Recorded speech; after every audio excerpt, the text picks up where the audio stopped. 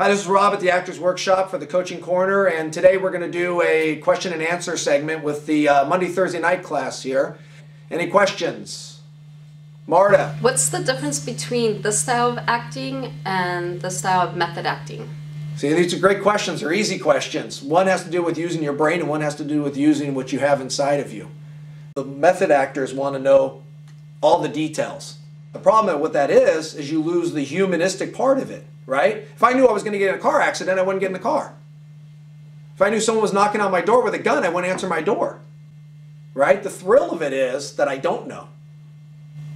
Marta, you are a character. You don't have to create one. All right. Sean. Rob, what if the other person doesn't give you anything to work off of?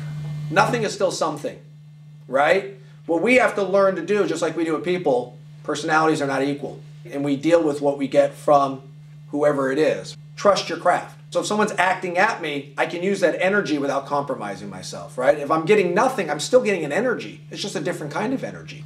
But you're always getting something. The only time you're not is when they're dead. Mary. What's the difference between having an idea and knowing the facts about a script?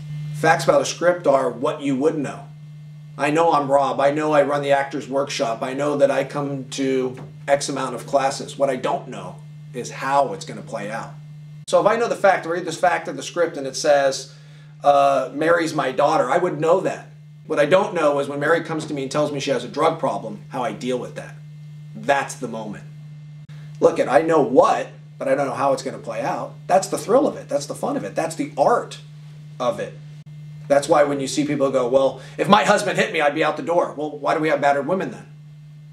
If you go to the Louvre and you see the Mona Lisa, we're not seeing the process of the Mona Lisa being painted.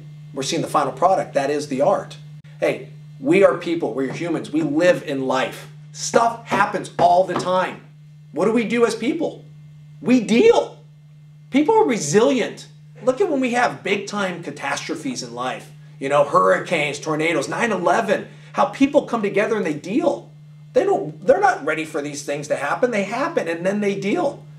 People just don't realize what they're capable of till their situations are huge. As actors, it's not as huge. Maybe in a movie it is, but we have to live situations. You guys ever see movies like War of the Worlds or stuff like that where crazy things are happening? The actors are just dealing while all that stuff's going on around them. If you're already pre-planning that, you lose the spontaneity, you lose the instincts, you lose what we have as humans. I don't need you. All right? Don't. All right. All right. Who's next? Alexis. If you're supposed to match the tone of your scene partner, when do you decide to change the tempo or the mood or the tone of the scene? I love this. We're going in a nice rhythm here. Instincts, triggers, right? I'm having a conversation with you and you say something to me and it upsets me. The mood's going to change. You make me laugh, the mood's going to change. You frustrate me, the mood's going to change. You anger me, the mood's going to change.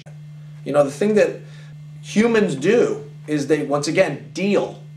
Sometimes a conversation is just a conversation that's uneventful. You know, we have an interview with Tom Cruise where he talks about sometimes he's doing a scene and he just feels nothing. And he doesn't overthink that. It's just like, huh, interesting, I don't feel anything. But isn't that still a feeling? You can't force those things to change because that becomes an idea.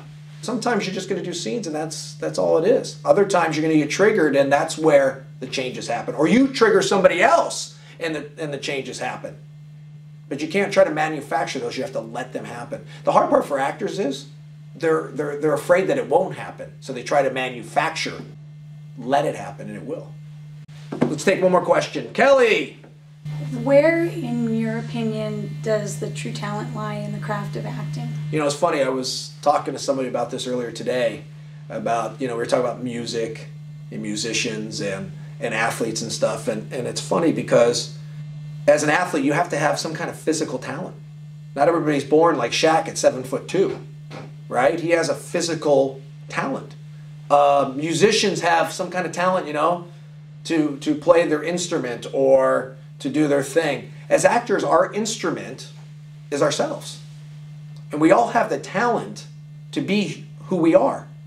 To me, the real talent is the ones who can bring themselves as close to themselves in front of the camera in the given circumstance consistently. That's the real talent. Your job, Kelly, is to bring Kelly. Marta's job is to bring Marta. Katie's is to bring Katie. That's our job. And the true talent lies in who can do that consistently. You have to be ready to look in the mirror and say, this is who I am, this is what I am, and just accept that that's who and what you are, and not worry about everything else. But you all have what it takes to be actors. Bringing that in front of the camera is the talent. That's why you train. That's why you work at it. That's why your guys are doing what you're doing, right? If anybody has any questions, please email me at theactorsworkshop.com and I'll get back to you with the answers. Until then, we'll see you next time.